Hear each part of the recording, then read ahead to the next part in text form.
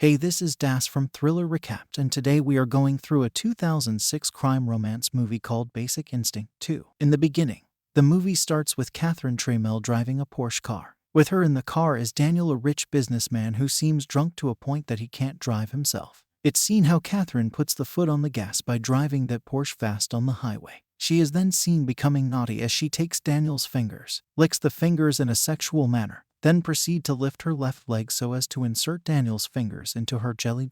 Daniel seems to be enjoying it unconsciously as Catherine continues to fast drive the car with every finger stroke she gets from Daniel. Catherine enjoys the sensation so much that she mourns loudly, and as she reaches to her climax, she swives the car directly into a glassy billboard where she runs over it, and the car ditches directly into a river. Deep into the river's depth, water started to immerse into the car while she tries to wake the unconscious Daniel so they would eject out of the car. It seems that Daniel's seatbelt was tightly stuck, and no matter how much Catherine tried to open it was unsuccessful. She takes a gasp of air and ejects herself from the drowning car and left Daniel to capsize with the car. Catherine is later seen being interrogated on whether she tried to save Daniel in the event of the car ditching incident. She openly says that she tried, but after the failure she thought that she would rather choose her life. She is shown some evidence taken from the crime scene, and some of the materials found are some drugs that the interrogators found in Daniel's blood after postmortem was done. Catherine says that those drugs might be some that Daniel had taken at the party they were earlier on that night.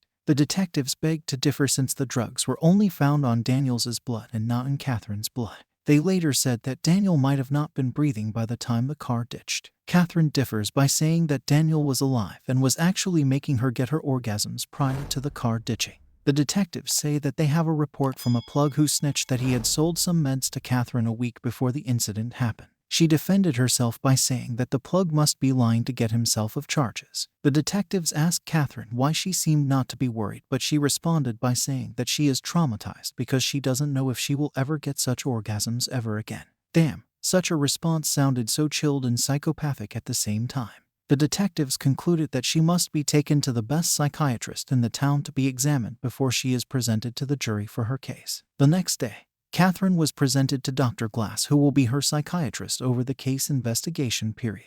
Dr. Glass and Catherine started a conversation where Dr. Glass asked Catherine what she writes about since she is a writer. She proceeded to say that she writes about murder, sex, and violence. She tries some mind games by telling Dr. Glass that he looks kind of divorced, whereby Dr. Glass curiously asked Catherine on why she assumed so. She cleverly said that the ring line on Dr. Glass' finger hadn't faded yet. It shocks Dr. Glass on how observant Catherine is. We later see Catherine removing a pack of cigarette and lights it up despite Dr. Glass warning her not to smoke in his office. It seems Dr. Glass was impressed by her confidence of taking risk that is evident of her drunk driving at 110 miles per hour. Catherine told him that she enjoys taking risks because they make her feel alive. On the next scene, Catherine was taken to court where Dr. Glass was summoned to explain if Catherine is mentally impaired. He explained on what danger she would have to the society in case she was released. Dr. Glass told the jury that she has a risk addiction disorder, which means that she can take risks that others can't survive in case they participate in them. Dr. Glass says that the only thing that would stop her is her own death. Catherine is later released due to lack of compiling evidence indicating that she was the murderer of Daniel. On the next scene, we can see Dr. Glass entering his office early in the morning only to find Catherine inside the office, and as usual she was smoking a stick of cigarette. Dr. Glass was shocked and asked Catherine the reason as to why she had visited him without an appointment, but she said she was scared and wanted to talk to Dr. Glass about the statement he said on the court date about her being a risk to herself. She said on a later scene, it's seen Dr. Glass visiting a bookshop where he reads and buys multiple books written by Catherine Tramelle. It seems he wanted to read more of her and her fantasies. Dr. Glass is later seen making love to his current girlfriend, but surprisingly he was constantly looking at a book by Catherine Tramelle which was placed beside the bed. This indicates that Dr. Glass was having some fantasies about Catherine while screwing his girlfriend. Damn, I wonder what words Catherine used on writing her novels that would make a man go nuts before nutting. If you don't get it, forget about it. In the next scene, we can see Catherine coming for a psychiatric session, where she tries to smoke, but Dr. Glass angrily told her to stop or else she can get out of his office. Catherine stopped but proceeded to seduce Dr. Glass. It was so intense, but Dr. Glass kept his calm despite earlier on having the fantasies with Catherine. On a later scene, we can see Dr. Glass spying on Catherine Tramelle at night while she walks on the streets. Catherine walks past some streets that it seemed to have hookers on business selling themselves. She is seen to have rashly entered a brothel room with a guy. The guy seemed to have taken her forcefully. So, Dr. Glass rushed to try help in case she might be harassed. On the search of Catherine, Dr. Glass finds himself on a rooftop with a transparent glass on the floor where he peeped and saw Catherine getting some hard strokes from the man he entered the brothel with.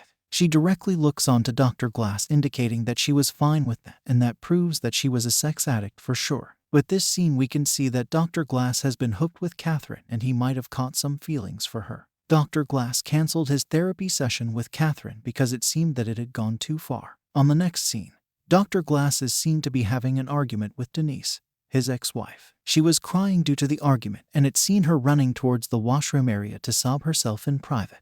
Dr. Glass was seen running after her into the washroom area. Not knowing which room she entered, he decided on opening all doors so that he could confront her. On his surprise, he finds Denise lying down at the floor with a pool of blood oozing out of her neck. Her throat had been slit open, and that's how she died beside Dr. Glass. The story takes a twist, where Dr. Glass now becomes a suspect and was being interrogated for the murder of his ex-wife. Detectives said that they saw Dr. Glass arguing with his ex-wife 5 minutes before her throat was slit open, with the only person being around was Dr. Glass. On a later scene, we can see Dr. Glass visiting Catherine at her house to find out if she had anything to do with the murder of his ex-wife. Catherine noticed that Dr. Glass is always fascinated with her and she takes advantage by seducing him. One thing led to another and they had sex all night until they both fell asleep. Yeah, all night. You can imagine how long they both lusted. I know you wish it was you, but if wishes were horses, beggars would ride on them. But wait, your knees are so weak to ride for 5 minutes straight and you are here wishing you would ride on a horse. If you don't get it, forget about it. In the morning, Dr. Glass wakes up by himself to go and make some breakfast, but on opening the fridge he was surprised to see a medical glass bottle that was linked with Daniel's death. Daniel was found to have been intoxicated with a certain type of drug, but due to lack of evidence the drugs were never found. Dr. Glass secretly took the glass and offered it to be researched in a medical lab so that he can get to know if it matched what was found on Daniel's blood upon his postmortem.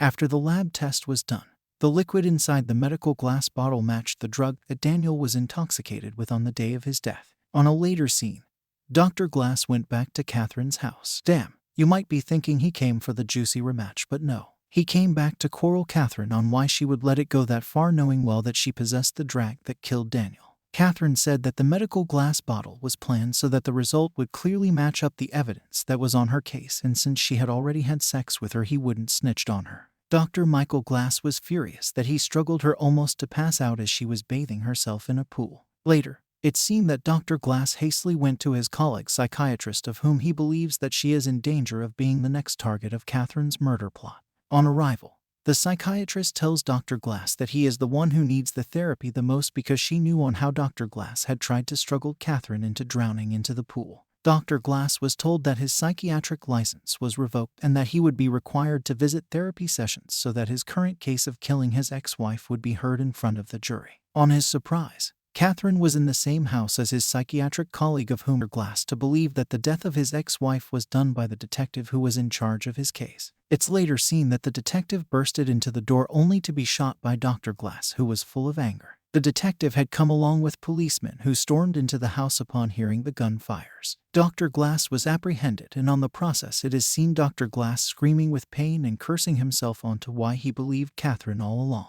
Catherine seems to have outsmarted Dr. Glass all along by playing with his mind through the books he was reading. I would like to pose a question to you. Who do you think killed Dr. Glass's ex-wife? Let me know whom you think was the mastermind of all this. Can it be Dr. Glass turning his fantasies to realities? Can it be the detective who was responsible? Can it be Dr. Glass' colleague? Or why do you think it's Catherine? Let's become internet detectives to solve this murder case. Let's have a discussion in the comments section below. Okay, you must be wondering if Dr. Glass was sentenced to life in prison for the murder of the detective, at least that being the only murder we clearly see him doing. The answer is no. In the later scene, we can see a man who is being chased by some guards and being captured while others cheer. It's evident that this was a psychiatric institute. We can see Dr. Glass seated on a wheelchair enjoying the capturing of that man who was running. In the scene, we can see Catherine coming over to visit Dr. Glass, who seemed not to be at his best state of mind.